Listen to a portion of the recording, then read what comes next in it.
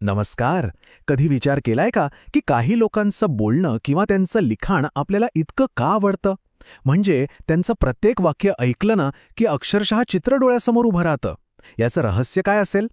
तर ते आहे शब्दांच्या अचूक सजावटीमध्ये. आणि आज आपण भाषेला जिवंत करणाऱ्या याच कलेबद्दल म्हणजे विशेषणांबद्दल बोलणार आहोत. एक कल्पना करा, आपलं प्रत्येक वाक्य म्हणजे एक रिकामी, कोरी भिंत आहे, अगदी रंगहीन. वर्णनात्मक शब्दांशिवाय आपली भाषा अगदी अशीच वाटू शकते. पण काही हरकत नाही, कारण आज आपण मिळून या भिंतींना रंगवायला शिकणार आहोत. हे बघा, फक्त एकाच शब्दाने किती मोठा फरक पडतो. शहरऐवजी श्रीमंत शहर म्हटलं की एक वेगळं चित्र डोळ्यांसमोर उभं राहतं. गुलाबऐवजी लाल गुलाब म्हटल्यावर त्याचा रंग आणि सौंदर्य लगेच जाणवतं. हीच तर आहे शब्दांची खरी जादू. तर मग ही जी शब्दांची सजावट आपण आत्ता पाहिली, तिला व्याकरणात नेमकं काय म्हणतात? याच शब्दांना विशेषण असं म्हटलं जातं.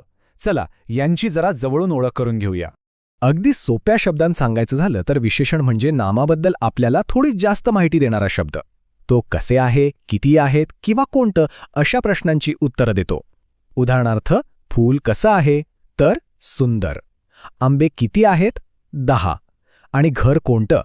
माझं. ही जी उत्तरं आहेत ना, सुंदर, 10, माझं, हीच तर आहेत विशेषणं.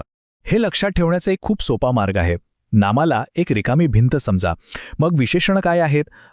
तर त्या भिंतीवरचे रंग, छान छान फोटो फ्रेम्स आणि सुंदर डिझाईन्स, जे त्या साध्या भिंतीला एकदम अर्थपूर्ण आणि आकर्षक बनवतात. जसं एका डेकोरेटरकडे सजावटीची वेगवेगळी साधनं असतात, तसंच आपल्या भाषेतही विशेषणांचे 3 मुख्य प्रकार आहेत. चला तर मग, ही 3 महत्त्वाची साधनं कोणती आहेत ते पाहूया. तर हे आहेत ते 3 मुख्य प्रकार. पहिलं, गुणविशेषण, जे नामाचा गुण सांगतं. दुसरं, संख्याविशेषण, जे आपल्याला संख्या किंवा प्रमाण दाखवतं. आणि तिसरं, सार्वनामिक विशेषण, जिथे सर्वनामच विशेषणाचं काम करतं. चला, आता प्रत्येक साधनाला जरा जवळून पाहूया. आपलं पहिलं साधन आहे गुणविशेषण. हे नाम कसं आहे हे सांगतं. म्हणजे बघा, कारलं कसं तर कडू, आवाज कसा गोड, शहर कसं आहे श्रीमंत, आणि झाडं कशी आहेत हिरवीगार. हे शब्द त्या नामाचा गुण किंवा त्याचा स्वभाव सांगतात. आपलं दुसरं साधन आहे संख्या विशेषण. हे नाम किती आहेत हे सांगतं.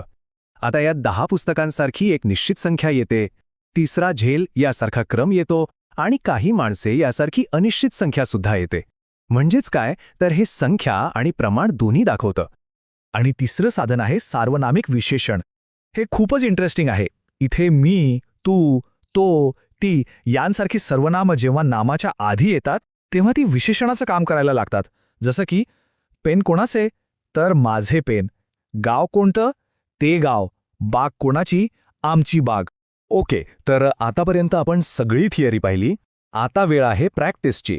चला, आपण ही 3ही साधनं वापरून बघूया. मी काही वाक्य दाखवणार आहे आणि आपलं काम आहे त्यातली सजावट शोधून काढणं, म्हणजे विशेषण ओळखायचं. तयार? आपलं पहिलं वाक्य आहे, ते कपाट नवीन आहे. या वाक्यात कपाटाबद्दल जास्त माहिती देणारा शब्द कोणता आहे बरं? थोडा विचार करा. अगदी बरोबर, उत्तर आहे नवीन. आणि हा कोणता प्रकार झाला? हा नामाचा गुण सांगतोय, म्हणून हे आहे गुणविशेषण. कपाट कसं आहे तर नवीन, एकदम सोपं. पुढचं वाक्य आहे, तिच्याकडे 10 पुस्तके होती. इथे पुस्तकांबद्दल कोणती विशेष माहिती दिली आहे? हे तर अगदीच सोपं होतं नाही का? उत्तर आहे 10. आणि हे स्पष्टपणे संख्या दाखवते, म्हणून याचा प्रकार आहे संख्या विशेषण. आता हे वाक्य जरा बघा. देवळाजवळ काही भिकारी बसले होते. इथे भिकाऱ्यांची नक्की संख्या सांगितली आहे का? कोणता शब्द आहे जो त्यांच्याबद्दल अधिक माहिती देतोय? याचं उत्तर आहे काही.